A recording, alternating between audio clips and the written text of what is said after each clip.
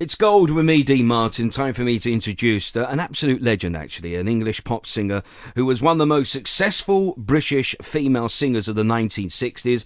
And, of course, we can't forget back in 1967, she was the first UK act to win the Eurovision Song Contest. And she's been described as the barefoot pop princess of the 1960s.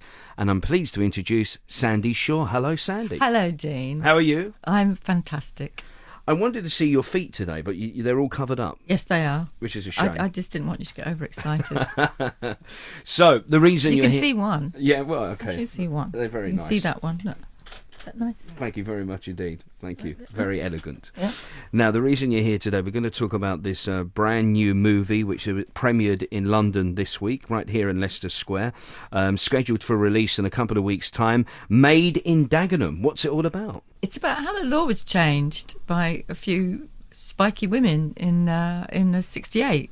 They suddenly realised that it actually wasn't fair that women weren't paid the same rates as a man when they did the same work, and they actually dared to go on strike. Right. And Barbara Castle happened to be in government, and she dared to support them, and the law changed, and we have what we have today, which is equal pay, which was non-existent in those days. Am I right in saying you actually used to work at the Ford factory in Dagenham when you left school? Yeah, I worked there for 6 weeks. Wow. I was just filling in before I became a star.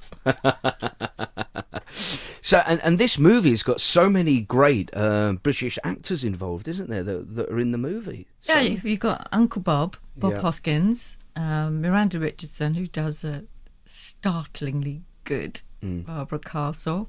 It sounds a funny movie, but there's also a serious part to it as well, isn't there? Yeah, it's serious in that it wasn't easy for the women to do, and actually for them to actually negotiate with their husbands and the men around them to support them was quite hard, because men have never seen women behaving like that before. But they got the men on their side, but that there was a few tragedies involved in that. But most of it is about how they just had a laugh, which most Essex women know all about, having a laugh. And you was born in Dagenham, of course. Yeah, I was born in Dagenham. I went to visit my old house last week. Really? Yeah, I was taken on a tour. But all that's left of it is the wrought iron gate that my dad made. Really? Yeah. Still there? It's still there. I think they're going to start trying to get a blue plaque up. Oh, well, that's great. Fantastic. That's brilliant. And, you know, you sing the title track of the film, which has been written by Billy Bragg and David Arnold. And when did they approach you about this? I was approached really on before the film had been edited or anything. I knew Steve Woolley, who'd produced it. And so he asked me to see the movie. I saw it twice, and I just sobbed through most of it and laughed and made a complete fool of myself and had makeup all down my face, and then had to meet the director. As you do. Anyway, and then introduced me to Dave Arnold, who's tried to talk me into working with him, and I said, you don't have to bother, I've already said yes. And then the final tip was, Billy being asked to do the lyrics, which is fantastic, because he says Barking, it's what I would have called Dagenham. Yeah, yeah. And so it's the first time I've been back in the studio for centuries. You made a lot of friends in the industry, of course, in the 60s. Imagine the likes of Cliff Richard, Cilla Black, Petula Clark. Do you keep in touch with any of these people still? Not really, because they don't really do much that I would want to be, that I'm kind of interested in. They're all a bit old, aren't they? It's not a matter of age, it's about, what their interests are. I don't really like the idea of lolling about on Barbados Beach. I prefer Grenada. Grenada, very nice. I've been to Grenada. I like Grenada. The Spice Island. Yeah. Lots of spice. Would you ever consider doing a tour again? Would you like to go back on the circuit and start singing some of the 60s hits again and do No, something? I wouldn't like to do anything desperate and sad like that. You wouldn't? No, I wouldn't. But Why?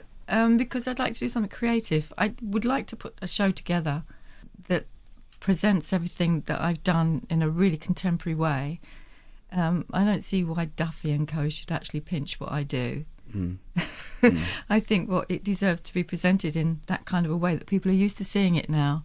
So I might do that. I really enjoyed doing the vintage at Goodwood Oh, right, festival, yeah, which the weekend, if you didn't go, you Yeah. have to come next year. It's really, really good. And it gives you a chance to actually do something new and exciting. And that was the first time I'd been on stage for 25 years. Wow. And like to hear my voice on the monitor, it was like, woo! Very, very quickly, back to the movie. It's out for general release in a couple of weeks' time, isn't it? October. Yeah. What would you tell people, very, very quickly, the Gold listeners, if they were going to see it, what would they expect? They expect laughter, there's a serious side to it, and good fun. Is there a good music soundtrack to it as well? Oh, there's a great music soundtrack to it. It's got really good songs, and they're all from that time, and they're really well picked. But what I would expect from it is feel really inspired. You come out feeling really good about yourself and really kind of can do, and kind of really proud to come from that we've done that we made history in this way, and it makes you feel part of it. It makes you feel that anything's possible. I think we really need that right now. It sounds one of those movies. It sounds a real traditional English movie, and also with a bit of history to it as well. Yeah. There's going to be a lot of history there from the 60s. Yeah. So I'm looking forward to seeing that actually in a couple of weeks' time. Was you at the premiere, by the way? Oh, yes, of course I was. Was you down the red carpet? I did the red carpet. I turned up in a Ford Corsair, an antique one. Lovely.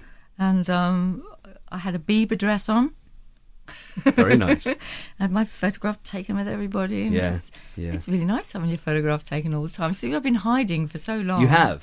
For too long? And so, but it comes so easy once you start doing it again. And I think, oh God, I'm so good at this. Why don't I do it? Well, listen, we want to see you back on stage, and we want to hear you back on stage singing some of those classics and maybe some new stuff. Yeah. Let's do it, and keep in touch with us here at Gold. I Lovely to will, I meet will. you. Same here. And you look fabulous, by the way. I feel it. Do you? Probably being with you. Well, yeah, I didn't say It's that. the brown eyes. Thanks very much. Bye. Thanks, Sandie. Cheers.